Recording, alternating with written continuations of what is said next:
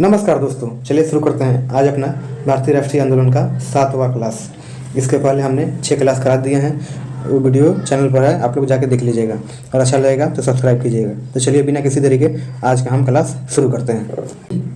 तो चलिए दोस्तों शुरू करते हैं। आज जो शुरू करेंगे हम वह गांधीवादी युग यानी गांधी युग से हम शुरू कर रहे हैं। ठीक है, यहाँ पे जो है गांधी युग 1919 ईस्वी से 1947 ईस्वी तक की अवधि को गांधी युग की संज्ञा दी जाती है। आपसे पूछा जाएगा कि गांधी युग किसको बोलते हैं, तो 1919 ईस्वी में शुरू हुआ और 1947 ईस्वी में खत्म हुआ इस विशाल युग को गांधी युग कहा जाता है।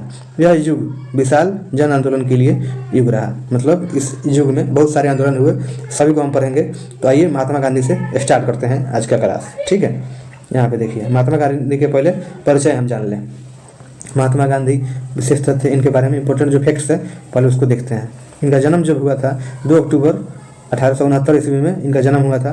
पोरबंदर के गुजरात में हुआ था। ठीक है, पोरबंदर गुजरात यहाँ पे लिखा है। इनकी माता का नाम क्या था, तो इनकी माता का नाम था पुतलीबाई। ठीक है, ये बात आप लोग ध्यान रखिएगा, माता जी थी पुतलीबाई। इनके पिता का क्या नाम था, तो करमचंद्र गांधी इनके पिता का नाम था। ठीक है, आगे देखिए 1889 से 1891 तक इंग्लैंड में वकालत की पढ़ाई की। गांधी जी 1889 में इंग्लैंड चले गए वकालत की पढ़ाई करने। 1893 ईस्वी में एक भारतीय मुसलमान दादा अब्दुल्ला के मुकदमे के सिलसिले में दक्षिण अफ्रीका चले गए। सवाल पूछता है कि दक्षिण अफ्रीका कब गए, तो आप लोग बता दीजिएगा। 1893 में एक भारतीय मुसलमान दादा अब्दुल्ला के केस के सिलसिले में दक्षिण अफ्रीका चले गए। ठीक है, 1894 ईस्वी में नेटाल इंडियन कांग्रेस की स्थापना किया गया। गांधी जी के द्वारा नेटाल इंडिया कांग्रेस की स्थापना 1894 में किया गया। ठीक है, और गांधी जी के द्वारा जो किए कार्य हैं उसको देखते हैं। 1906 ईस्वी में टॉलस्टॉय फोरम की स्थापना गांधी जी ने दक्षिण अफ्रीका में किया था, ये याद रखिएगा। 1904 ईस्वी में फेनिक्स फोरम की स्थापना किया इन्होंने। और 1913 में गिरमिटिया प्रथा के विरुद्ध आंदोलन शुरू किया था। ठीक है, गांधी जी ने गोपाल कृष्ण गोखले को अपना गुरु माना। क्यों माना, तो उनसे प्रभावित होकर, या उनके जो विचार थे गोपाल कृष्ण गोखले का इनको काफ़ी अच्छा लगा, उसी से प्रभावित होकर गांधी जी ने गोपाल कृष्ण गोखले को अपना राजनैतिक गुरु माना। ठीक है, यहाँ देखिए भारतीय राष्ट्रीय आंदोलन के गांधीवादी चरण को प्रमुख आंदोलन और घटनाएं निम्नलिखित हैं। यानी गांधीवादी चरण में क्या क्या आंदोलन हुआ, क्या क्या घटनाएं घटी, सब यहाँ पे निम्नलिखित है। आइए इसको बारी बारी से देखते हैं। सबसे पहले देखिए चंपारण सत्याग्रह। चंपारण सत्याग्रह कब हुआ था, 1917।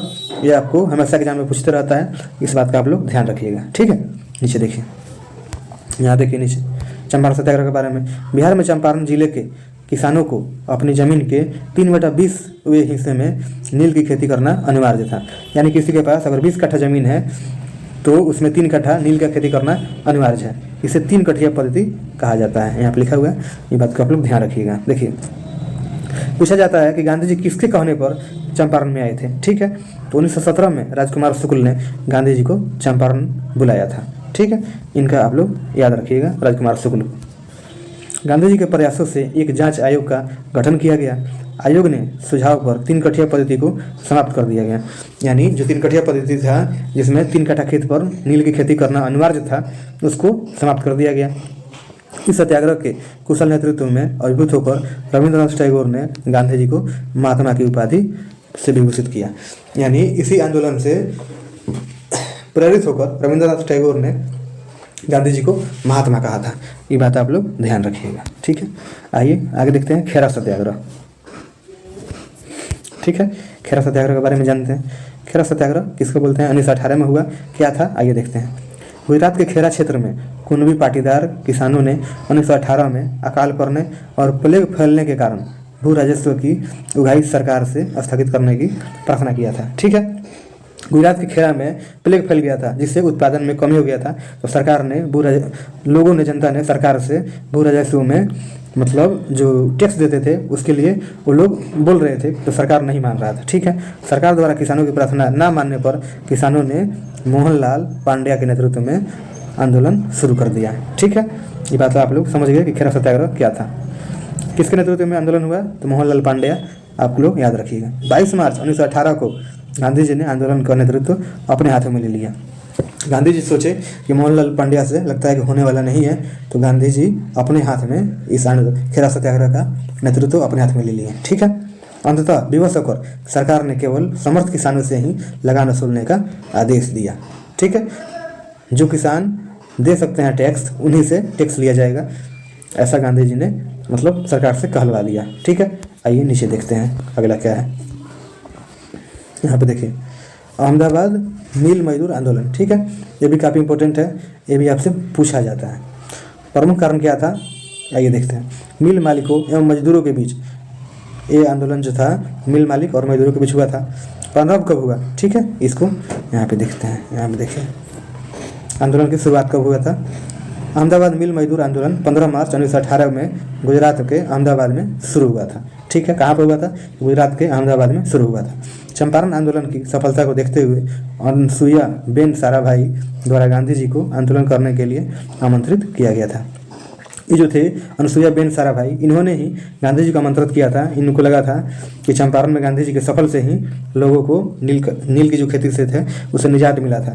तो इसी कारण से चलते इन्होंने गांधी जी को यहाँ पे बुलाया था। ठीक है, ये बात का आप लोग ध्यान रखिएगा।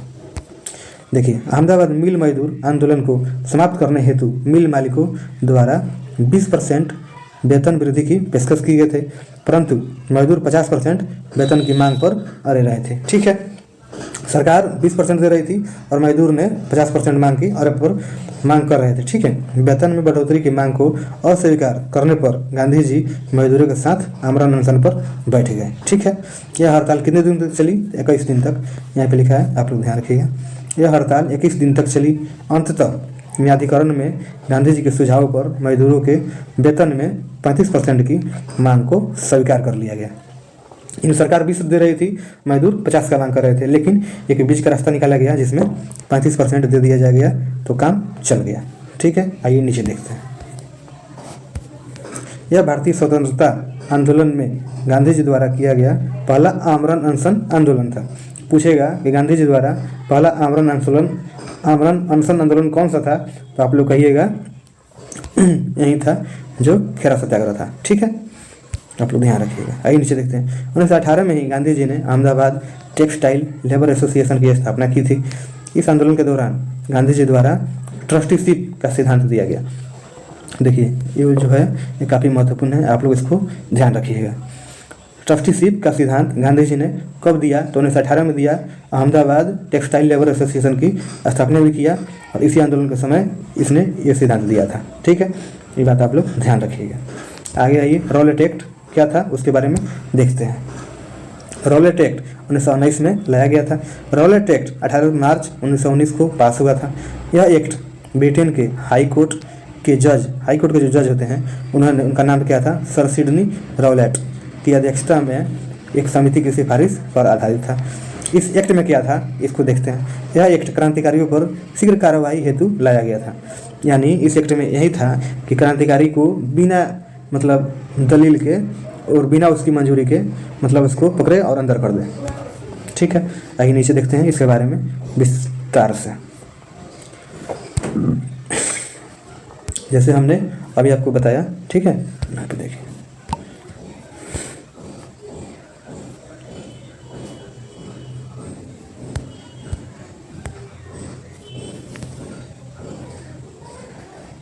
आइए देखते हैं इसको विस्तार से।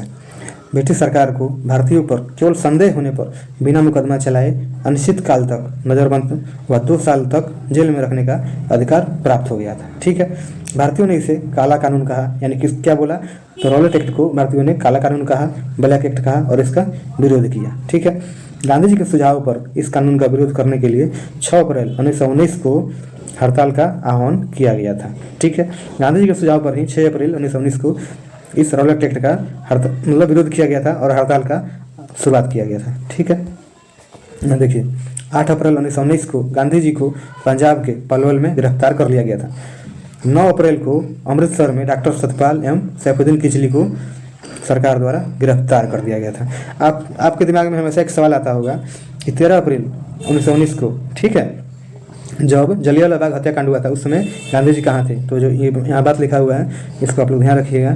8 अप्रैल 1919 को गांधी जी को पंजाब के पलवल में गिरफ्तार कर लिया गया था। इसीलिए गांधी जी वहाँ पे नहीं थे जलियांवाला बाग हत्याकांड के समय।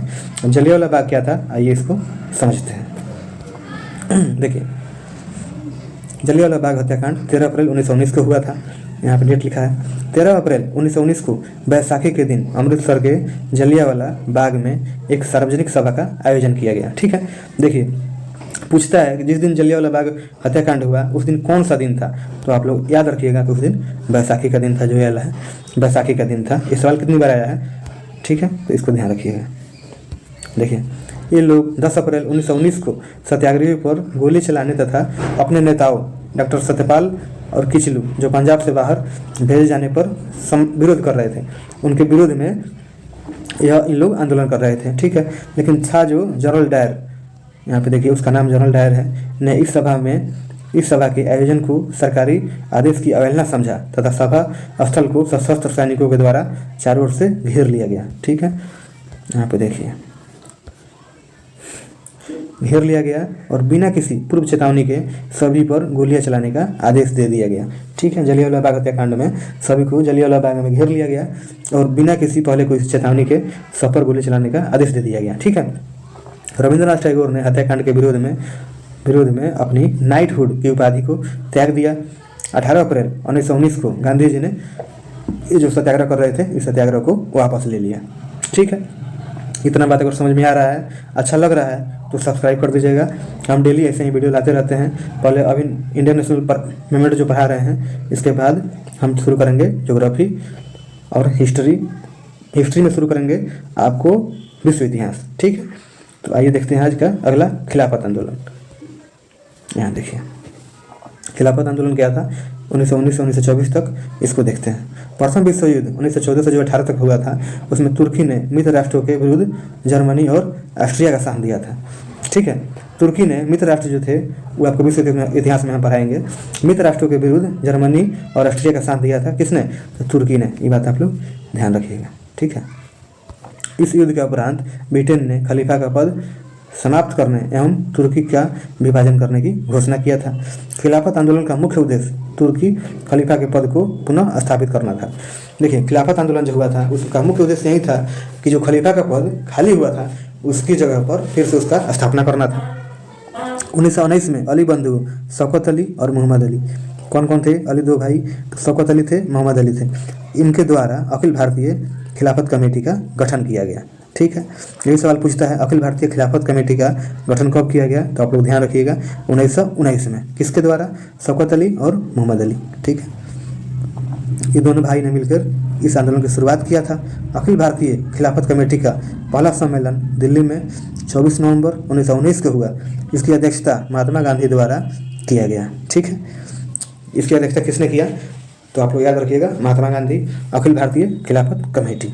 ठीक है, 1924 में मुस्तफ़ा कमाल पाशा के नेतृत्व में तुर्की में एक जनतांत्रिक सरकार का गठन हुआ तथा खलीफा के पद को पूरी तरह से समाप्त ही कर दिया गया।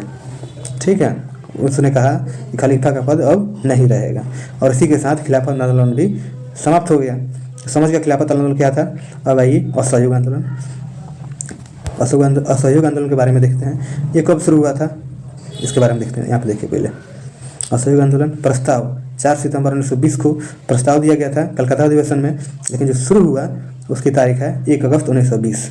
आपसे सवाल पूछता है कि 1 अगस्त 1920 को असहयोग आंदोलन की शुरुआत हुआ था, ये सवाल पूछता जाता है हमेशा। स्थगित कब हुआ, 12 फरवरी 1922 को।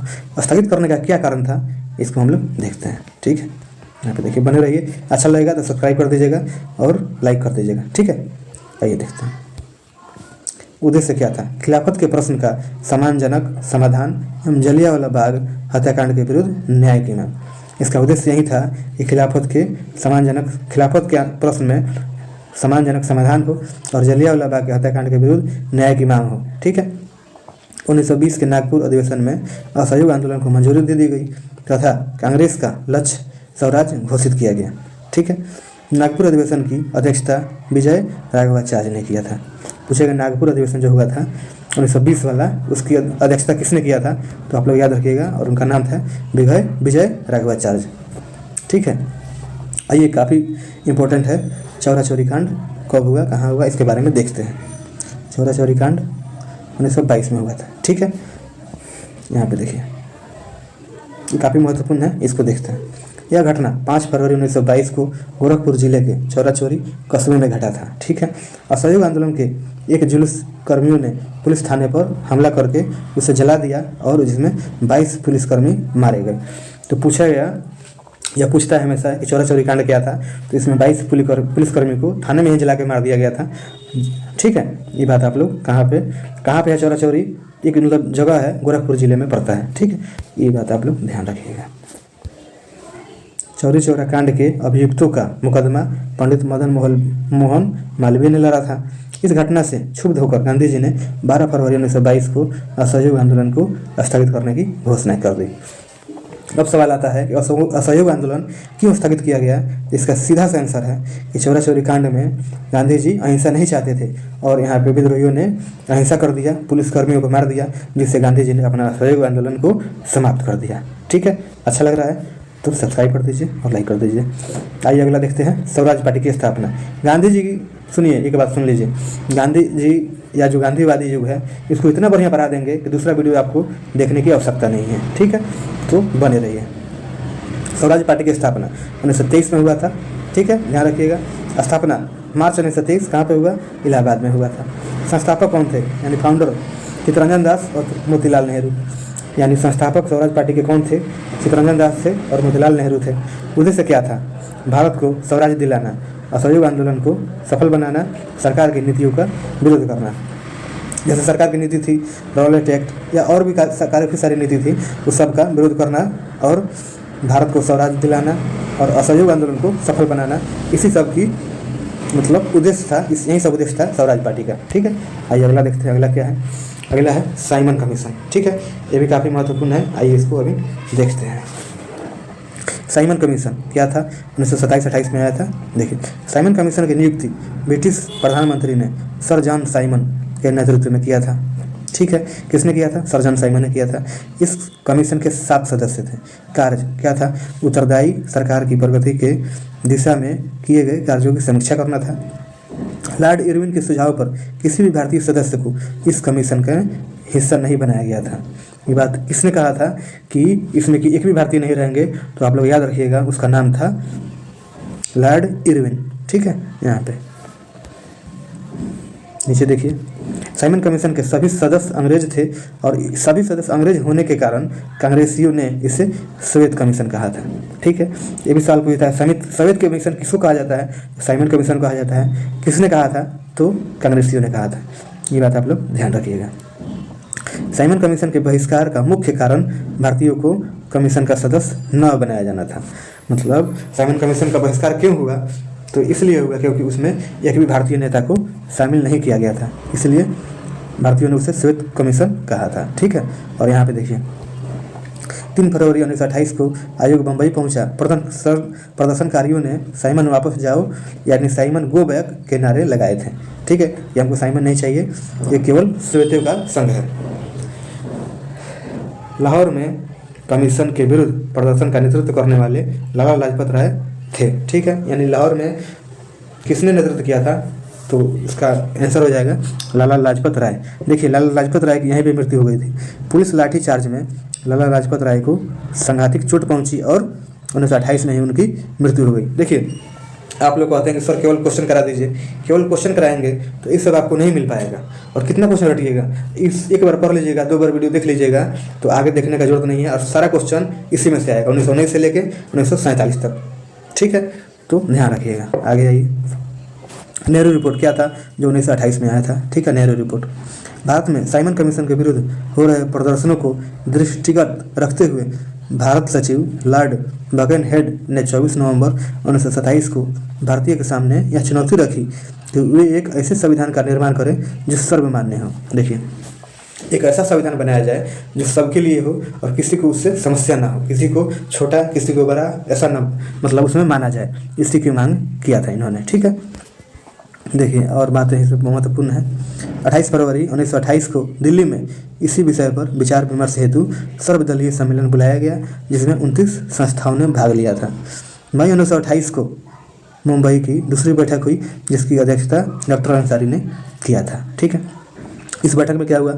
इस बैठक में संविधान की रूपरेखा तैयार करने के लिए 9 सदस्यों की एक समिति की नियुक्ति की गई। ठीक है, बात सब मिला जुला के यही है कि सबने चाहा कि इसमें सभी का विकास हो और किसी को छोटा बड़ा न समझा जाए। ठीक है, यही बात नेहरू रिपोर्ट में है, उतना महत्वपूर्ण नहीं है। ठीक है, इसमें जो अध्यक्ष थे उसको देख लेते हैं। प्रारूप समिति का अध्यक्ष पंडित मोतीलाल नेहरू थे, जो 10 अगस्त 1928 को रिपोर्ट प्रस्तुत की। 28 अगस्त 1928 को लखनऊ सर्वदलीय सम्मेलन में इस रिपोर्ट को स्वीकार किया गया। ठीक है, ये ध्यान रखिएगा। आइए आगे देखते हैं। पूर्ण स्वराज, ये काफ़ी महत्वपूर्ण है, इसको आप लोग याद ही कर लीजिएगा। पूर्ण स्वराज क्या था? 1929 में आया था। दिसंबर 1929 में कांग्रेस के लाहौर अधिवेशन में पूर्ण स्वराज का लक्ष्य निर्धारित किया गया। ठीक है, कि अब हमें पूर्ण स्वराज चाहिए, हमको मतलब अंग्रेजों में नहीं रहना है। इस सम्मेलन की अध्यक्षता जवाहरलाल नेहरू ने किया था। 31 दिसंबर 1929 को मध्यरात्रि को रावी नदी के तट पर, जो लाहौर में है, रावी नदी के तट पर नेहरू ने तिरंगा झंडा फहराया और स्वतंत्रता की घोषणा का प्रस्ताव पढ़ा था। ठीक है, किसने झंडा फहराया? देखिए, 31 दिसंबर 1929 को मध्यरात्रि में रावी नदी के तट पर नेहरू ने, यानी पंडित जवाहरलाल नेहरू ने तिरंगा झंडा फहराया और स्वतंत्रता की, उन्होंने मान लिया कि हम ऐसे स्वतंत्र हो गए। ठीक है, ये आप लोग ध्यान रखिएगा। आगे देखिए क्या है। देखिए 26 जनवरी 1930 को संपूर्ण देश में स्वतंत्रता दिवस मनाने की घोषणा भी उसी समय कर दिया गया था। ठीक है, आगे है आपका सविनय अवज्ञा आंदोलन। ठीक है, तो इसको हम लोग कल के वीडियो में देखेंगे, और अभी जो पढ़ाए हैं उसका क्वेश्चन हम कल के वीडियो में ही कराएंगे। तो सब्सक्राइब कर दीजिएगा, और अच्छा लगा होगा तो लाइक भी कर दीजिएगा। धन्यवाद।